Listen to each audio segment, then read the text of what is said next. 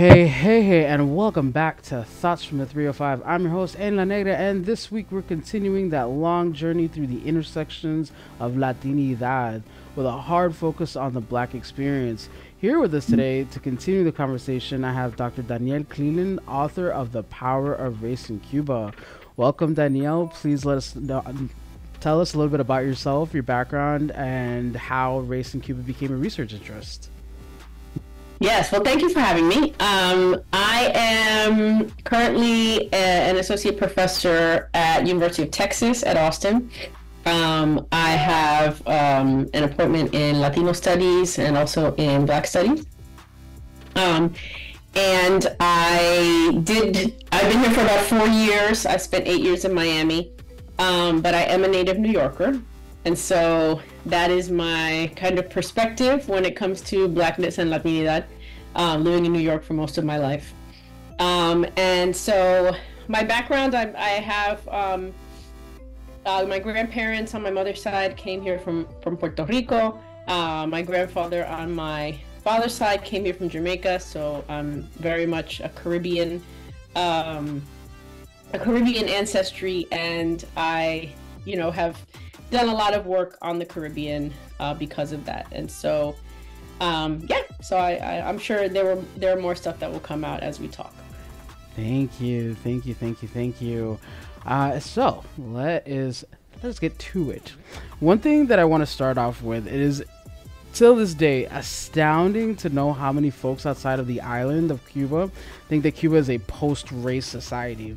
And I say this trying to block out the white Cuban fascists that would salivate at disparaging remarks of the island's current administration. And with that, there's so much blind praise for the Cuban Revolution without investigating and interrogating whether we're seeing the full picture and if all that was promised was in fact delivered. And with all of that, I think it's a very delicate dance that needs to be done to uncover the experiences that had been hidden from the outside world for over 60 years. How was that experience like for you? Well, I've gotten in trouble with folks in the past because of my perspective. Because I think, there is this kind of balance between being a leftist, right, and being in support of leftist revolutions, but also being able to be critical about how directly those leftist revolutions interrogate and seek to mitigate, right, racial inequality. And so for me, I grew up, my grandmother had Fidel Castro pins, right, and Che Guevara pins, right, and there's a lot of folks on the left that became enamored with the Cuban Revolution because it was an anti-imperialist revolution, it was an anti-colonial revolution, and it came, during a time, in 1959, right, when we had movements all over the world, but especially in the United States happening. And so, my grandmother was certainly a part of that. And so, on that side, I always had positive thoughts about Cuba and the revolution. And so when I went to visit, I had another experience, right? Because, you have to also look at, how the revolution has really addressed the issue of racism. And so, we all know that when Fidel Castro comes into power, in 1961, he gets rid of a lot of the kind of outward racial segregation that existed, right? A lot of people don't know that beaches, parks, a lot of public areas were segregated, right? There was, in some places, there was an area of the plaza, right, where white people would go, and an area of the plaza where Black people would be, right? Same with parks, beaches. Social clubs were also, separated by race. So as he gets rid of all of that, he then declares that racism has been solved. And so, and I think it's very similar to our civil rights movement, right? Our civil rights movement sought to get rid of formal segregation, and it did that, but all of the inequities that existed remained. And so, and there wasn't a comprehensive, kind of school integration in Cuba the way that there was here in the US. But nonetheless, right, it's very similar. This idea that if we get rid of formal segregation, if we rid the law of racism, then we rid our society of racism, right? And we know that's true, right? So neighborhoods, right, marginal neighborhoods are still majority Black. When we turn on the television, right, positive roles are overwhelmingly played by white people. Policing often is targeting Black folks. You know, education levels are, you know, not equal. Employment discrimination continues, right? So all of these things that are operating within institutions are not resolved. And so that's really where my first book, The Power of Race in Cuba, you know, started to say, you know, when we talk about race in this way, when we say that we've eradicated racism, right? And it's important to also note that the government did not let Black folks organize the way that he let women and young folks, right, organize. So when you silence that conversation and you no longer discuss it, it remains. And the revolution never really directly targeted structural racism. And so that's the main critique I have. And I think that a lot of Black leftists especially are uncomfortable with that reality. But it is what it is, right? You can't visit Cuba and not see it. It's in your face. And so yeah, so that's the I think the tension, right, that exists. Ooh, okay, we're naming all the things right off the jump. I appreciate it. Yeah, because it's that's another mind-boggling thing, right? You know, my family, you know that we are Black as fuck. It's not there's no ambiguity in my family when it comes to Blackness. And even then in Black, as you said, in Black leftist spaces, they'll still be like, oh, well, he got rid of all the systems of oppression, so racism doesn't exist anymore. And it's like, who upholds these systems of oppression? They're not like actual factories. They're not like actual physical structures. These ideologies are held by people. So when you're telling them like, nah, bro, you can't talk about it. And even like reading your book, the getting a stronger familiarity and understanding of like, okay, you can't even protest. If you are suffering inequities, you can't protest because it doesn't exist. And it's like, wait a minute, hold up. Let's reverse here. One line that you had taken out an excerpt, I think it was from Grandma, where Fidel Castro was talking about admitting in 2000 that those, and he didn't even say Black folks, he says those 20 years later. those descendant of slavery are still living in the worst conditions. And I'm over here just like, yeah, those were a large part of your constituents that helped you get into power. And so you told me 40 years down the line and they're still not? I mean, I knew this was, but like I knew this was a thing because I believe my family's experience to be fact, right? The racism they experienced in Cuba when they were there, I was made more than aware of, and my experiences down in Miami. I mean, come on, you spent time in Miami. Down here, this place is this is a trip, especially with white Cubans. It's just like everybody on both sides are like, racism doesn't exist. We're all Cuban. Okay, you keep telling yourself that, and it's just wild to see it in black and white.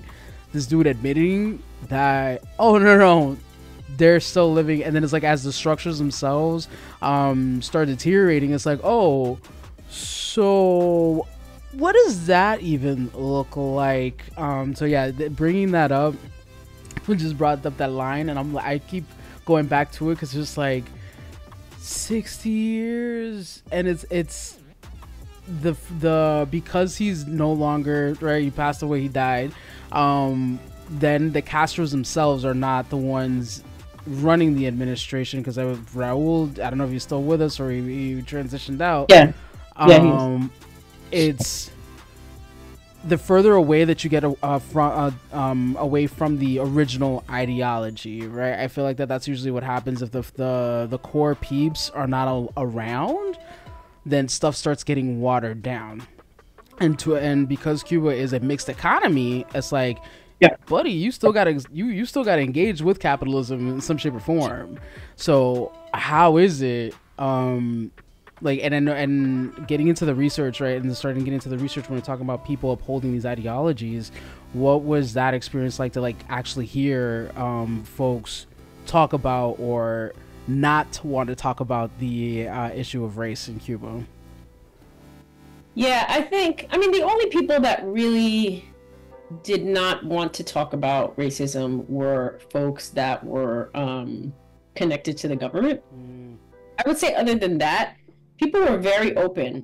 And sometimes I would get, no, there's no racism here, if you ask the question just kind of outright out of the blue. But a lot of times I would get that as an American because they were thinking about what racism looks like in the US versus what it looks like in Cuba. And of course, right, when you look at Cuban media, like everything that happens here that is related to race and racism is published in the Cuban newspaper, right? So all of the police killings, right, that we've been dealing with here in the US are continuously published in the Cuban newspaper, right? Any kind of racist acts that happen, they're published in the Cuban newspaper, right? Because it's a way to present a comparison, right? And I think for the most part, there are a lot of people that make that comparison. Oh, it's not like, racism in the US. But when you continue to have a conversation, right, outside of just that question, it's obvious that people are well aware that racism exists. People have experiences themselves. They know. And so I think that, one thing that's interesting about Cuba is that even though the conversation is not being had and the government is continuously denying it, there is a really high awareness among Black folks, right, about racism there. And, as I said, right, when you go to Cuba, it's in your face. You can't, I mean, I'm light-skinned, right? And, police were stopping me all of the time. So I think that it's not something that you can necessarily deny. I think what I did find was that a lot of folks felt like it wasn't the revolution's fault. So there is this kind of idea that when the revolution did get rid of segregation and when the revolution equalized class for the most part, that did solve a lot of the structural issues. So a lot of people, I think, have the idea that racism is more on an individual basis. So things that they hear when they go on the bus, right? Police stopping them. And obviously there's not necessarily an awareness, I think, in the Cuba and the US, right, that the police are part of an institution, right? They're part of the system. Yeah. But yeah, police, right, are always stopping Black folks, asking for their IDs.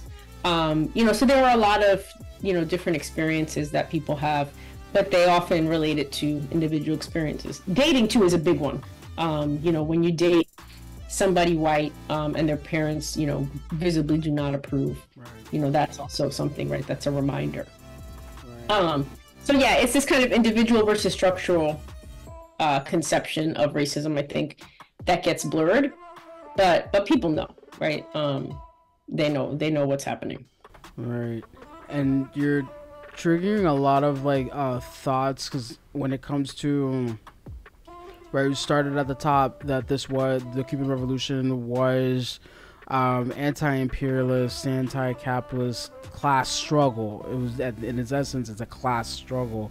And as I have been exploring more of the history, especially of Latin America, right, it's hard not to go directly to Haiti and the Haitian Revolution, because that too was a class struggle. Yes, this forced labor, and the working class were enslaved Black folks. One thing that they also did, because so has your work and before, because there's a lot of questions that I do want to ask, has your work taken you into those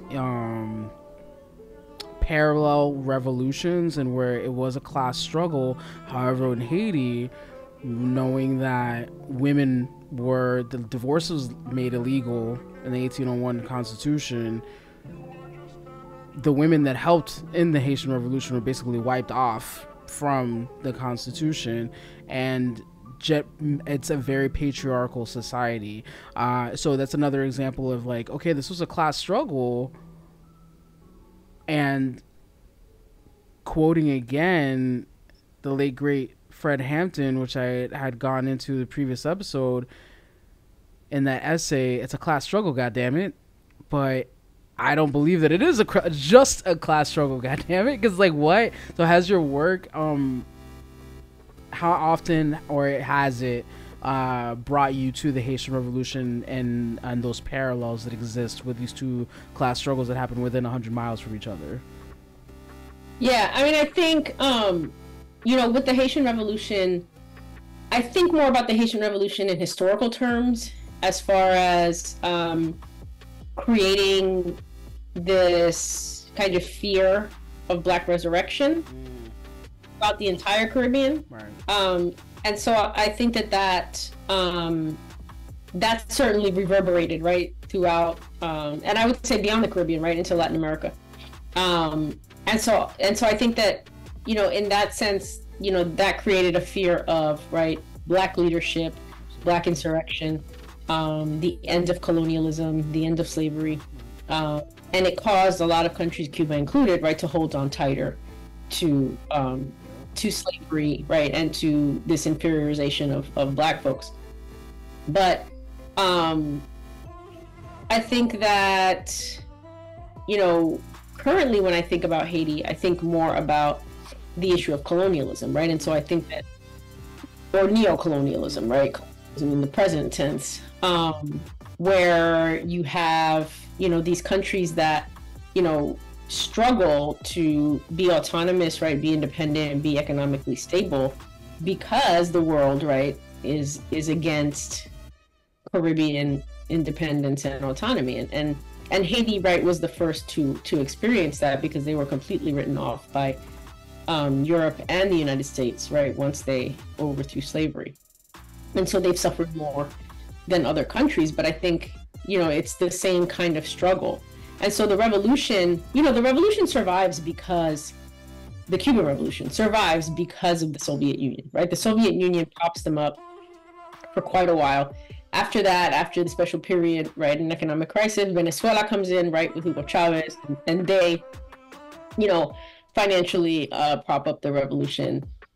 Because Cuba is not unlike any other country in the Caribbean. They all rely on tourism, right? Yeah. They're all subject to global capitalism. They're all subject, right, to the kind of legacies of colonialism, where these countries were meant to grow crops and to send it back to Europe, right, in the United States.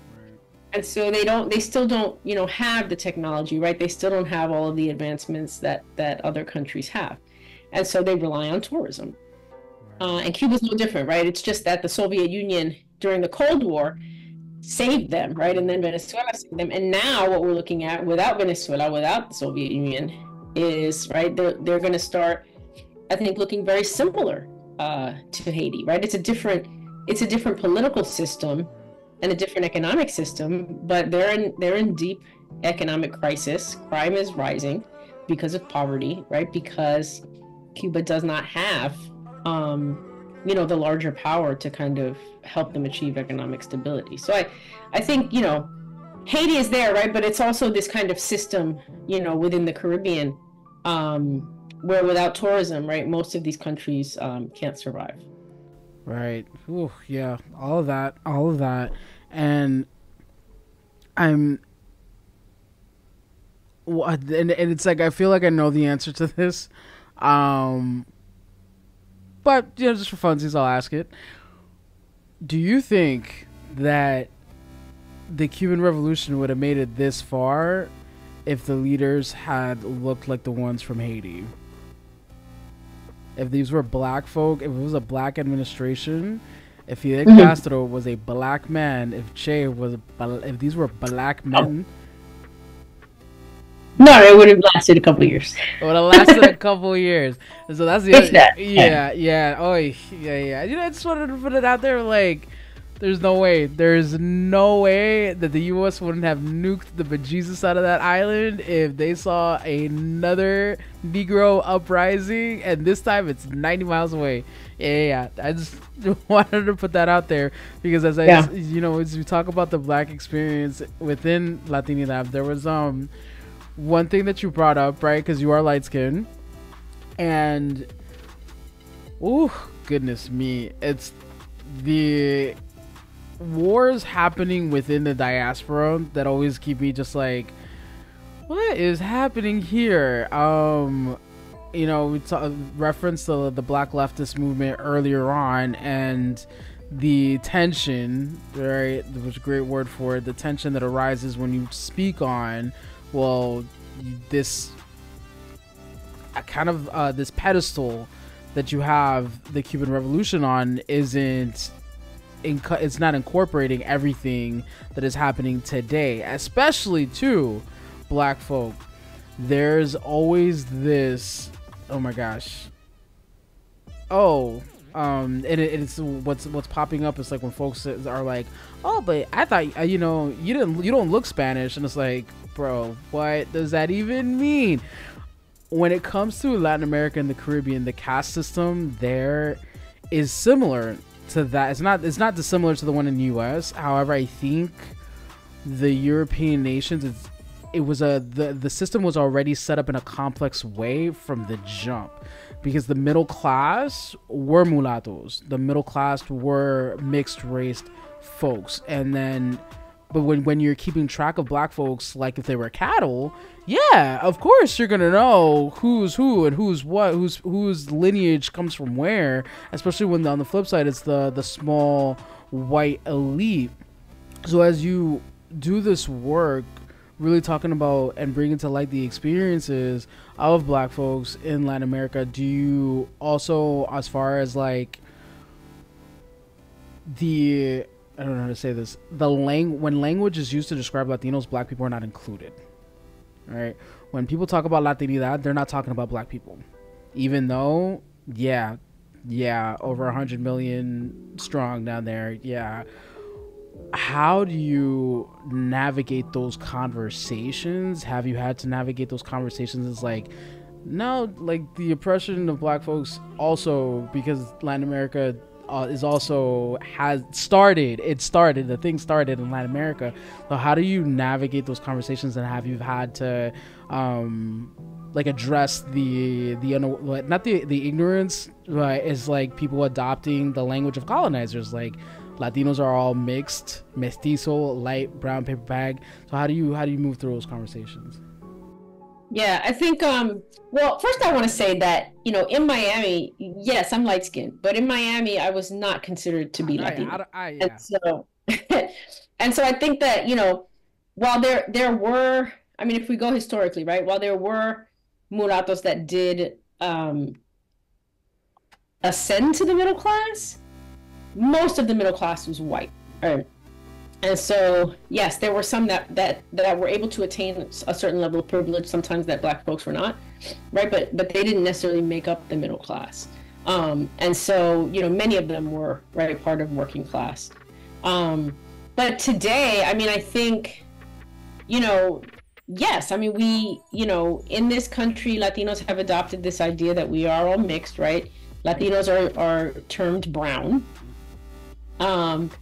And termed brown, right, as a way to distinguish themselves, right, from white folks, right? I mean, it was, a term of power, right?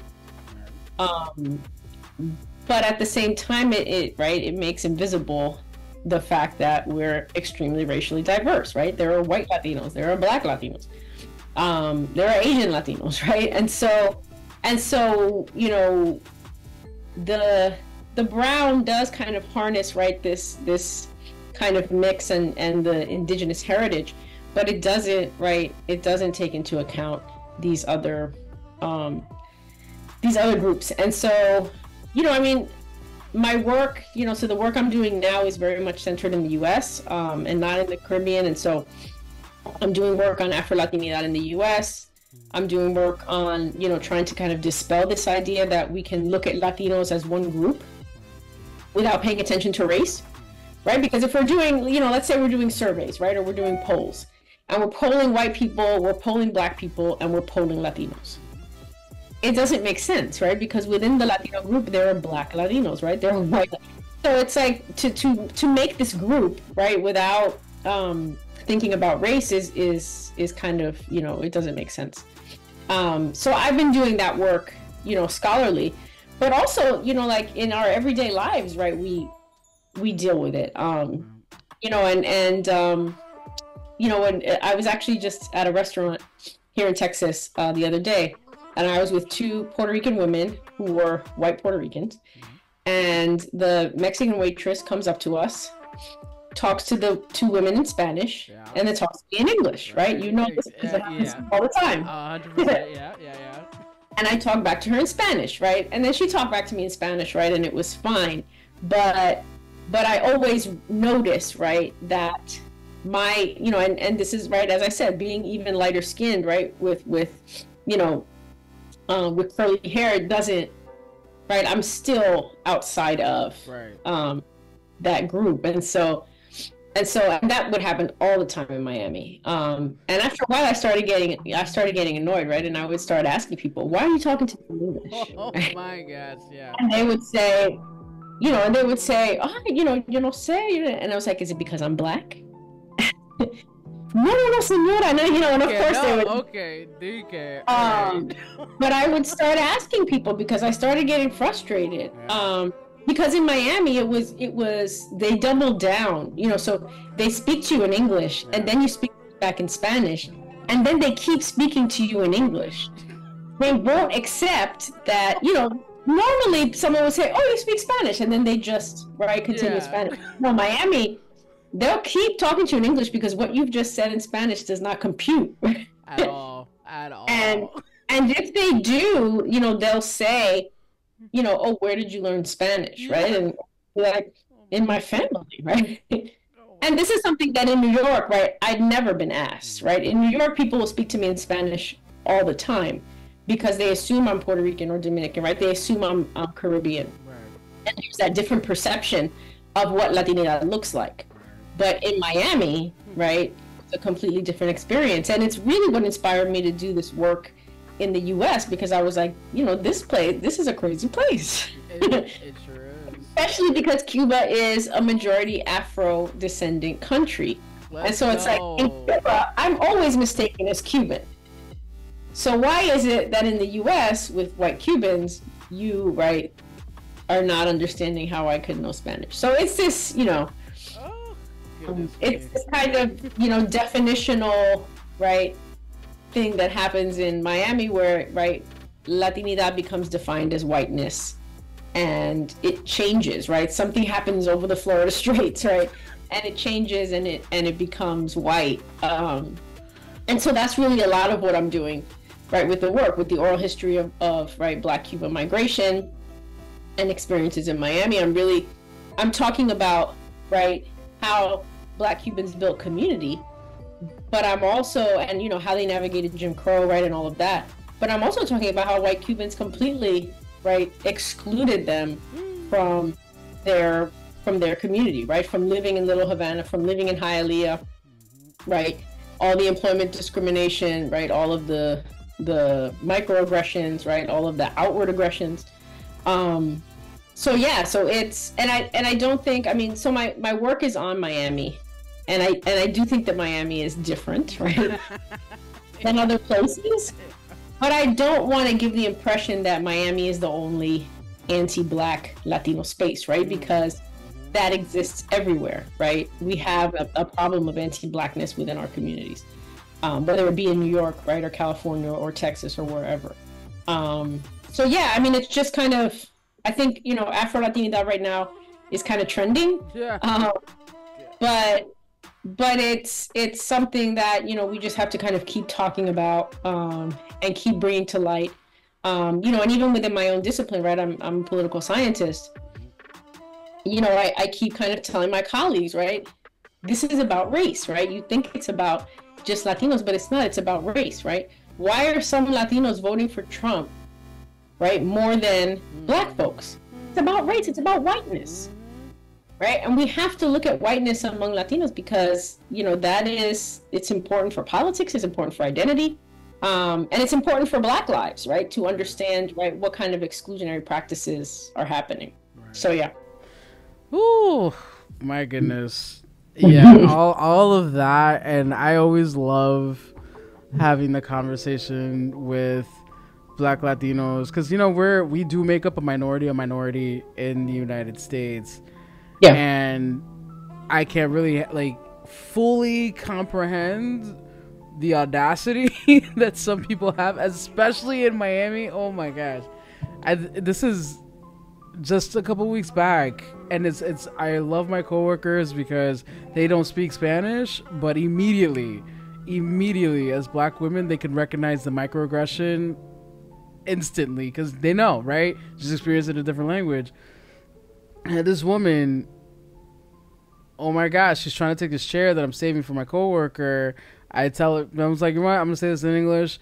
Okay, no, not comprehending. I say it in Spanish. Oh my gosh, ni me imaginaba, creía que era americana. And I'm like, okay. And then when they start telling you, look, I thought you were American. It's just like there's so much here that I'm just gonna shrug and say, oh well, slavery. What do you want to do? I can't. It wasn't a decision, just how the cards lined up. And then she went back to my coworker and was like, I didn't know that your coworker spoke Spanish. And that's what my coworker asked, the same thing that you asked. It's like, is it because she's Black? Because you find out this lady's from Colombia. And I was like, who's the vice president of Colombia at the present moment? Woman, yeah. Francia Marquez, locked up, dark-skinned Black woman who is the vice president of Colombia. I think it was one of the neighborhoods over there, a completely Black neighborhood, go nuts when she got elected. I'm not even Colombian, and I can tell you that I know that there's neighborhoods and neighborhoods. It's one of the largest populations of Black Latinos. But I don't know. It's, for me, I feel like people think that they left the Black people from their countries in their countries, and none of them, because they understand that they live in worse conditions and maybe can't afford to make the trip here, or maybe because the U.S. has some extremely racist immigration policies. I don't know, because I don't know if you read the book Cuban Privilege by Susan Eckstein. Yeah. The way, I don't know if you saw the way people lost their shit over here. White Cubans. I followed it closely. The book hadn't even been released yet, and this one was getting negative reviews on Amazon. Don't shame me. It was only available on Amazon. I had to buy the book on Amazon, but the reviews were like a 1.2, and it was like, this book isn't even out yet. What do you mean? And it's the same thing that you did. It's the receipts. This is the receipts. It's not speculation. It's not conjecture.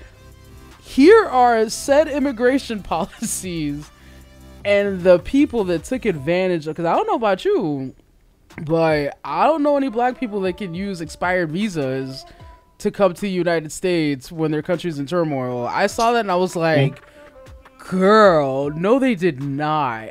No they did not. And it's like, but was you mad because she's telling the truth? Is even on the Black leftist front, it's like, mad because you're telling the truth, that this is not, it's such a nuanced thing. It's not going to be black and white, although people do try to make it black and white.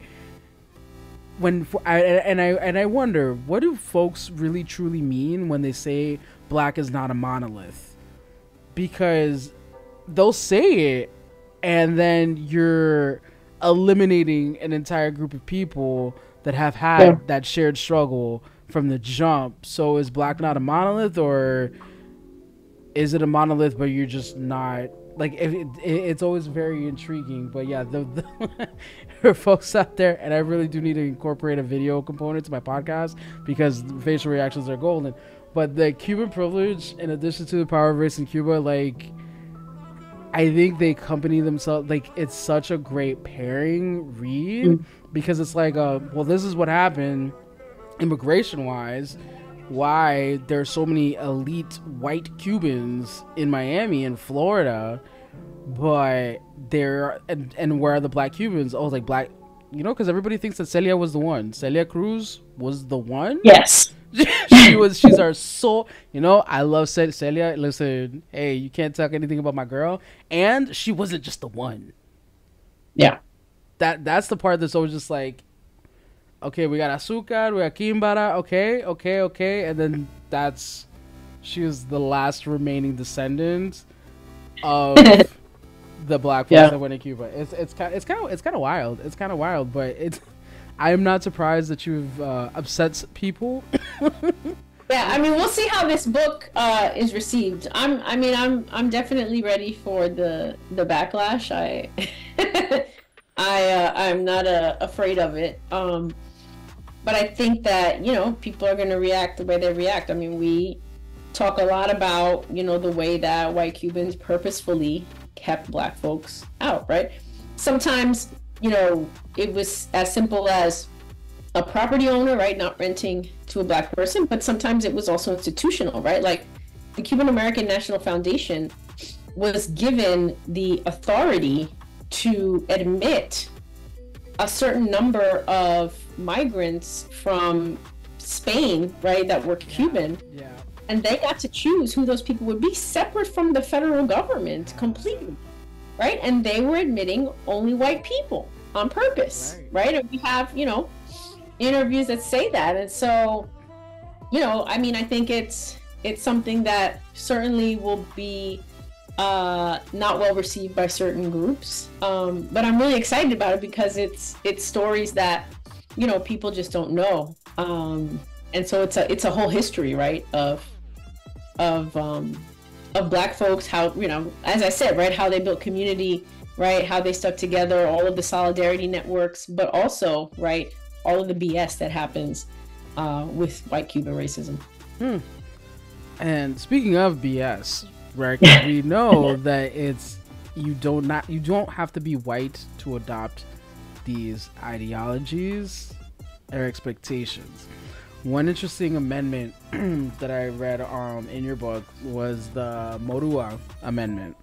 And this was the black conservative individual, and it's giving W.E.B. Du Bois and Booker T. Washington but if we do things the right way, their way, we'll be fine. Yeah, I think I wouldn't even do W.E.B. Du Bois and Booker T. Washington. I do more Condoleezza. Okay. Fair. Yeah, because kind of vibes. Yeah. Wow. And it's just like, again, if you know that all of these things happen in the Caribbean, it seems like there's like a hard stop with the Greater Antilles. I mean, I'm sure Caribbean folk are hella tired with just being lumped in as Jamaicans, just in general. And then you have these Spanish-speaking islands where, I'm gonna say this, it feels like, I feel like we've said this, the light skin has not, and I'm talking about like more white adjacent, has been fetishized in a way that it does eliminate an entire people. Because it's like, even speaking on racism in Puerto Rico, people are like, nah, we're all light skinned, we're all the same, and there's no racism in Puerto Rico. And it's like, that's not what I heard at all. But of course, this is coming from somebody who's either white or white adjacent.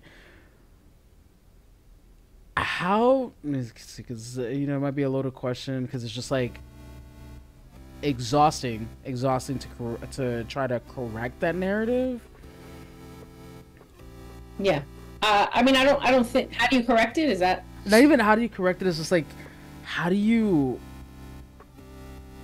not alienate? I don't want to say alienate, because you have to stand in principle, and sometimes that does alienate people. It's like, how do we get past that misconception of like, and I feel like it's been answered. I'm just asking in a different way. We're combating the fetishization of Latinos as well, because in this, I get into this book, Economies of Desire by Amalia Cabezas, and when it comes to tourism, right, then that was what I was trying to formulate the question there. But yes, all Caribbean islands rely heavily, Latin American countries rely heavily on tourism, and yet in Cuba and a lot of different, and I would go to assume this is this similar, I've seen it in other places, but that customer service, right, the person that you're going to see, the person who's going to greet the guests are a lighter skin, are the typical standard, like, oh yeah, no, she's Latina for sure, he's Latino for sure kind of thing. So it's such a big task, like, as you like thinking radical imagination, as you radically reimagine the future, how do you even address that? How do we come together to address that? Because there are organizations doing the work. I even, finding Black feminist organizations in the DR like my heart was elated, because it's like, you've been around for how many years? But of course nobody's going to talk about you. I'm talking about Origen, the organization has been around for about almost 40 years. So how do we create the counter narrative that is like, yo, we're here as well, and we also go through the bullshit? Yeah, I mean, I think it's just, continuing to talk about it, continuing to raise awareness, right? Continuing to organize. I think that, in the DR, I was there last summer, because I'm doing with a co-author, de Gonzalez, a project on race and policing in the DR, and Haitian attitudes, right, and anti-Haitian attitudes, and so, but there are a lot of organizations and folks on the ground, but it's hard, right? It's not easy, and I think that a lot of people are going to end up pushing back and saying this is racist, this is divisive, right? The kind of reverse racism kind of argument. So I just think that it's an uphill battle, and it's about just continuing to discuss it, continuing to talk, continuing to make people realize that this exists, right? Because I think that in the U.S. we talk a lot about, there's a lot of racial awareness, right? Despite all of the racism that exists, I think there's a lot of racial awareness. It's talked about in the media constantly, right? Even with the pushback, and that doesn't necessarily exist in, right, the Spanish-speaking Caribbean countries. And so I think that increasing the dialogue, at least, right, will kind of raise awareness about these issues. And then among Latinos in the U.S., right? I mean, I teach my students, here in Texas, and a lot of them, when I start talking about anti-Blackness, all of them are like, oh my gosh, we never talk about this. They're happy, right? They're like, oh, family, they're always making these comments, or they're always saying this about Black neighborhoods, right? Or my father's much darker than me, and he's always getting stopped by the police, and I never get stopped. And, all of these conversations, but they continue to reiterate that we don't talk about it in our family. And so I tell them, I say, when your parents or your grandparents or your tias, right, or whoever it is, make those comments about Black folks, you have to challenge them, right? You have to say, right, this is anti-Blackness, right? You have to say, what is wrong with it, because otherwise it's ingrained, right, in the same way it is in Latin America, right, among Latinos, right, saying a lot of these anti-Black comments, or having issues with Black folks, right, in general, is something that is, I think, accepted among a lot of because it's not challenged. So I think that getting that awareness, and talking more about it is one of the principal ways, I think, that we start to at least challenge it a little bit. For sure. It's like not me finding out that the nickname that I've been called my entire life, Negrita Come Coco is based off of a black caricature in the DR. It's like, what? Me and my big old age? What? But shout out to the African, what's it called? The Afro-Latin reader, because that's where I found out, right? I found out and I was like, I have questions. I have so many questions about this. What? But yeah, no, the for sure the conversation. And look, of course, I just wish, and especially in the institution of higher education, right? Because I'd seen that even at the master's level, 1% of Latinas get masters. And then I'll just say is like, Dr. C, you were a freaking unicorn. So I because it's like, shit, to get a black Latina in this space, black Latina PhD in this joint is like, yeah, there's not that many of us. We all know each other. What? Oh my god! Not we all know each other in the system of higher education in the United States. No, but I believe it. Not all, but most. Yeah, no, it's like I believe it, even if it was. Especially if we're doing this work, like if we're doing work on Afro Latina, we all know who we are. Yeah. But I found the same thing when I did the project on Black Cubans in Miami, right? Everybody knew each other some way. Yeah. Oh, that's so and so's daughter, and that's I mean, when you are right in a smaller community that is marginalized, right, you form stronger bonds, right? You form stronger networks. You seek each other out. So, I think it's the same thing. Very ancestral, very ancestral, and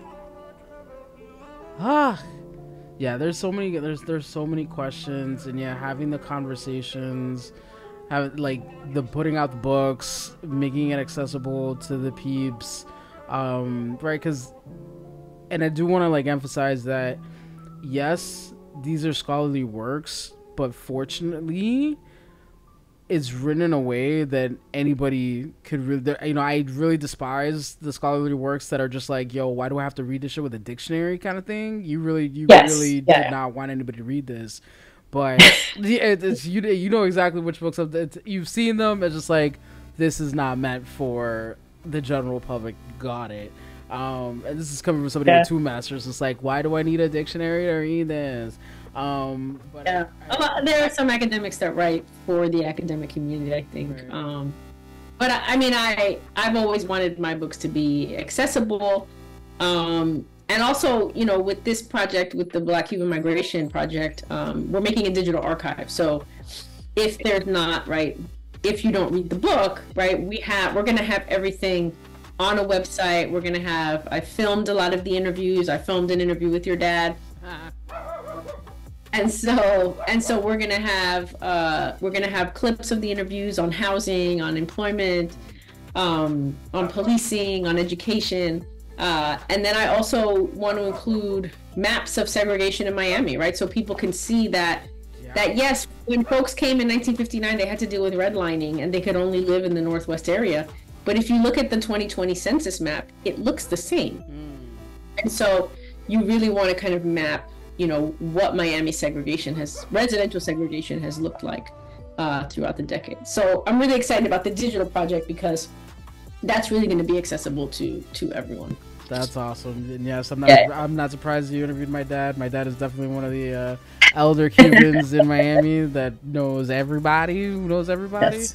So very much looking forward to that, because it's like the beauty in it, the beauty in seeing these faces, the beauty in seeing the folks that survived through these times, all the different, it's like not only racism, when you talk about the women, you talk about the misogynoir, you talk about the xenophobia to add on to booch and all that, and it's like, we're still here, don't get it twisted, because it really, there's beautiful things in uncovering how Black folks had stayed in community in some shape or form throughout the diaspora. Even if there's still some separation, there's still community there, and seeing that after 500 years of the nonsense, it's just like, all right, and especially with the way that the US is moving through things, it's like, well, I mean, especially in the U.S., I mean, black folk have been telling you that this shit has been nonsense since, I mean, the beginning. So if you're acting wild now, if you're acting out of pocket right now, then maybe you should have a look at some of the privileges that you hold, because, yeah, no. I don't know many black folk that are like, this is so wild. This is absurd. I've never heard of a government taking people's rights. That's unheard of. But it's like, even just, yeah, and then the conversation, keeping the stories alive, because I'm gonna tell you one thing, and I didn't want to necessarily take it there, but I wanted to take it there as for when I learned about the massacre of 1912. Read it, like, that was just in, like, thousands of black Cubans killed by a fascist government. And even this quote-unquote post-race government who cherry-picked which black ancestors they wanted to highlight doesn't talk about this. Nope.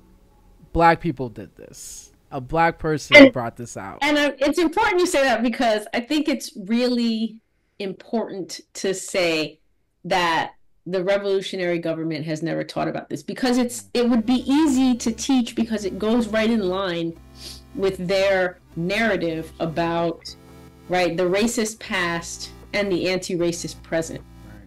But they don't, right? Even if it would work, with their narrative, because, right, they at the core of it, right, there's this maintenance of, erasing black history. There's this maintenance of, right, this kind of white dominant perspective that doesn't want to teach black folks about their rebellion and their, desire to create a black political party, right, and their desire to protest when they were told they couldn't have that black political party, right? All of that becomes more important to erase, right, than to highlight, even if it happened, right, over 100 years ago. So, it's important to say that, right, that even this revolutionary government is not teaching about this. Nope. Yeah. Nope. There's a lot to still learn, and again, because it's white supremacy over everything, right? Yeah. Socialism, capitalism, right? Yeah. Fascism, communism, whatever it is, it's white supremacy, right? Yeah, and on that note, how do you feel about Latinx? I mean, I think, it's a term that folks have embraced, and I think that's fine. I think I have some trepidation with embracing a term and then not, I think folks think that if they say Latinx, right, then they are being progressive, they're being, they're being inclusive. But if their work is not reflecting that, then, right, I'm not sure what that really does. But I mean, my feeling is that folks that want to use it, they use it, right? And I'm glad it's here. I think that also, though, we have to be cognizant that there's a lot of folks that are outside of our kind of university, right, and other spaces that don't use it and don't know what it is. Right. And so when we're talking to people, I think we need to also understand how people identify themselves, so that we can, talk to them in their language, I think, right? So I mean, I think the term is great. I just think that, if we're using it, then we should also, right, be that. Yeah, be that, and yeah, language, because I don't know about you, but I've tried saying it in Spanish. It's hard. Yeah, I mean, you can put the E. You can put the E on it. Latine, yeah. I'm a bigger fan of Latine, yeah. So, yeah. But, I mean, I think, I think it's whatever people want to use. I don't think we should vilify people that don't use it, right? I don't think we should scoff at people that do. I think that, whatever people want to use to identify themselves, I think is what you use. I mean, there are people still using Hispanic, right? And we have to accept that, right? We have to, that's how they identify. Yeah. You know, because when we're doing the work, when we're interviewing people and we're asking them questions and talking about these communities, right? And we're saying Latinx and they don't identify that way, right? We have to understand how they identify, right? Even if we don't like it, right? No, absolutely, for sure. And that's definitely the policing of language is one of those places where folks do get caught up in a lot of spaces because it is so much. As there's, it was it 7-8 billion people on this rock. It's a lot of language. It's a lot of nuance. And if you're not ready to, because I'm not gonna, you know, there's work there. If you're ready for that work to be done in, like, taking a step back with the language and understanding, because yeah, for a little bit there, it was almost like I refused to acknowledge the word Hispanic, and it's like not even for it was like for a moment, and then it was just like wait, because then it was a regrounding in what nuance is, and it's like, okay, you could be annoyed in here, you could be a little annoyed in here, but what is that, like, what is policing the language gonna do to the dialogue if I start cutting people off because like what is no, it's like it's removing from the purpose of understanding and learning and moving forward. So definitely, you know, if that question was, I was asked that question and I was like, my biggest qualm is not meeting people where they're at, and it really is dependent on if you're having this conversation, like, and being aware of if you're having this conversation in US spaces versus going over to one of the islands and being like, oh yeah, no, we're all Latinx, and it's like, girl, what are you saying? What are you saying? So that's a very important note on language and not burning those, like, people. There's so many freaking people on this planet. Not everybody, and being okay with not everybody's gonna have the same language. Not everybody's gonna be.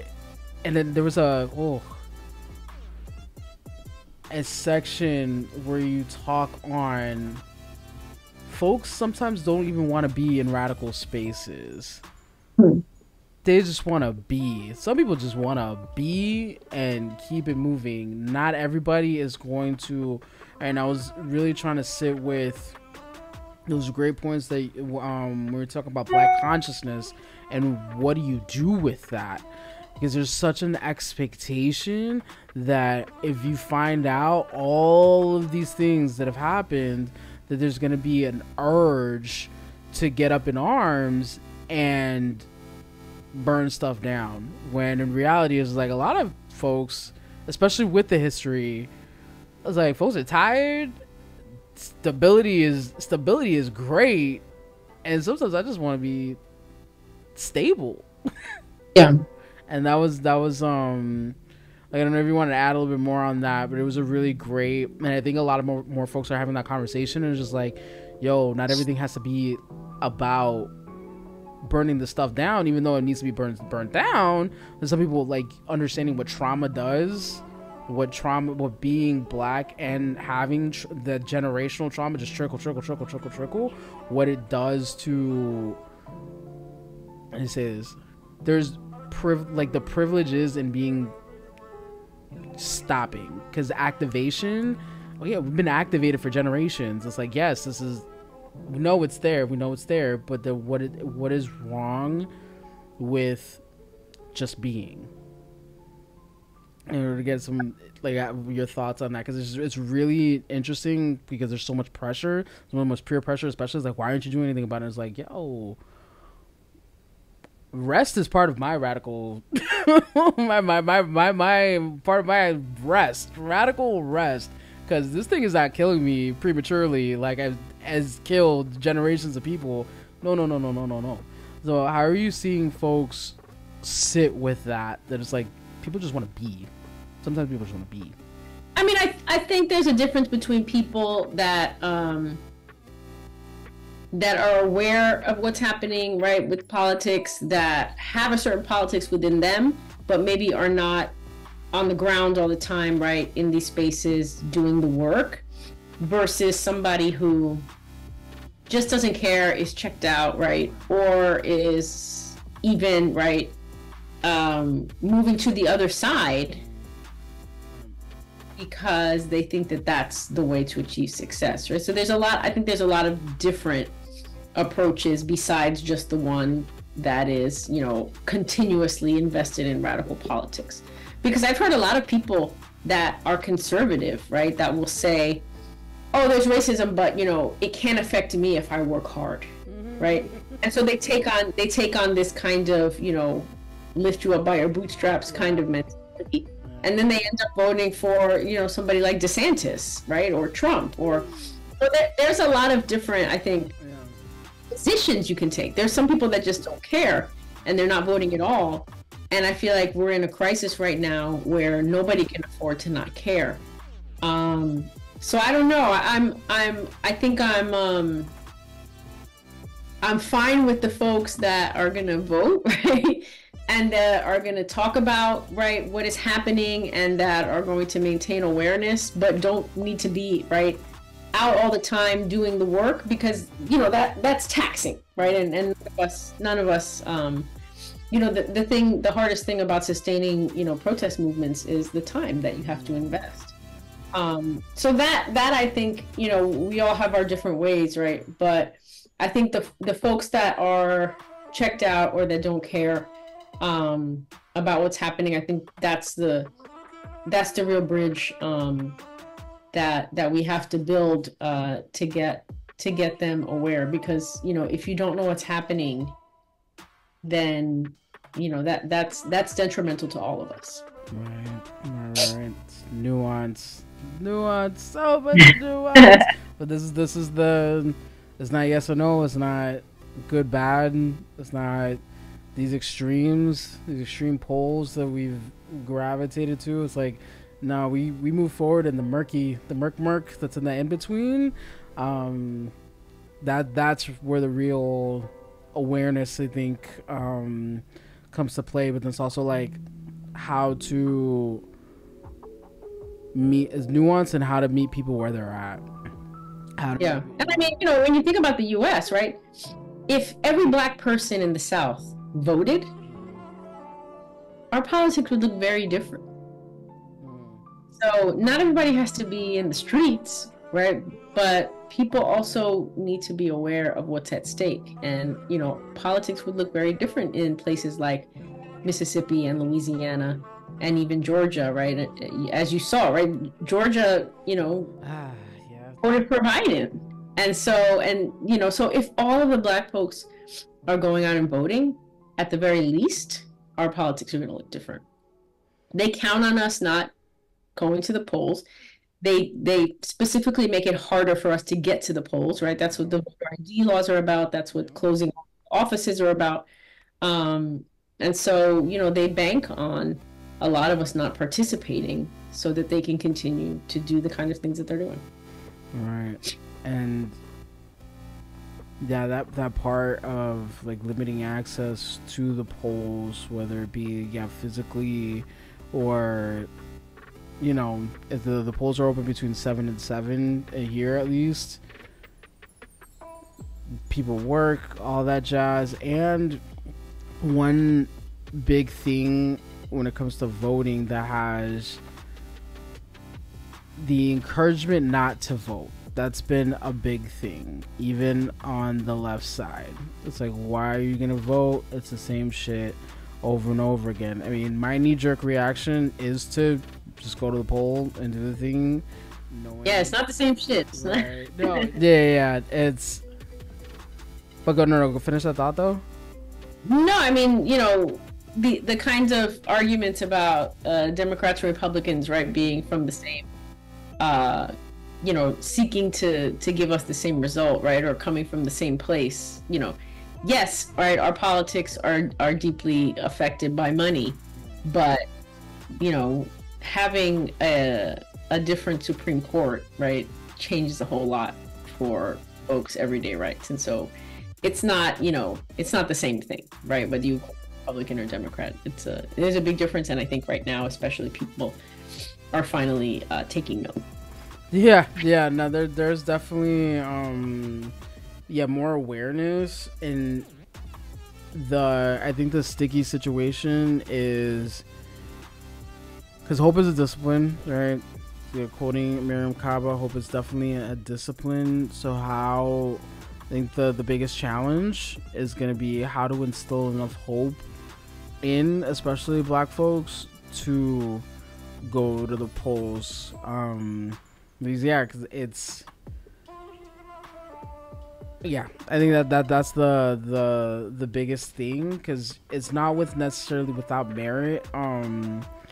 And with not merit, it's not necessarily without merit why folks don't necessarily go to vote. And though, when it comes to access, right, the language the bills are written, like how the bills are written, how people learn about their candidates. I mean, I know down here, the Miami Foundation has been doing efforts to even in local elections, to have folks that are running be a part of a dialogue with.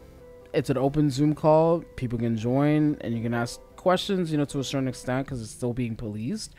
And even just throwing in our education system, how that's being impacted, reducing access even more to knowledge, right? Because these are things that we're meant to learn in our, I learned in my 7th grade civics class. It's just like this is the government. This is not everybody holds all the thing, but then they don't talk about local elections, more municipal elections, more of the the governor's races, because what would have happened if Stacey Abrams had been the governor of Georgia at the time of, even now, what would have happened there? But those things are not talked about. So I'm just like, on our end as a community, I think that's where a lot of the pressure lies as a community, is in increasing access, because the structure, the systems of oppression are working as they intended. They're now being super juiced with like more and more restrictive parameters. And so as a community, just dropping that note, it's like, this is where I think this is where the responsibility comes in. Is like, we do have the capacity, we do have the effort, we do have the language, and have the capability of having a nuanced conversation. That is where we need to plug in, especially if we know our community has challenges with going to the polls because of the generations of trauma that comes with voting in this country. Just all of that. Is there anything else that you would like to talk about, or anything that you would like to bring up? No, I mean, I think we talked about a lot. I think this was great. Awesome sauce. Thank you so much for being on my podcast. It's a little baby project that I've had since 2021, but I appreciate you sitting with me and having this conversation.